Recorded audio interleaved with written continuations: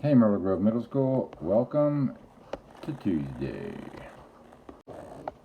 I hope this week during your time at work you get to read something that interests you, write about something that you care about, and hopefully do some math that will help you better understand the world that we live in.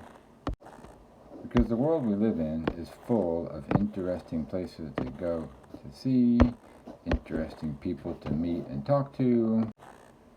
And by working hard, like creating a graph to show information, or playing hard, like traveling on an airplane, you could potentially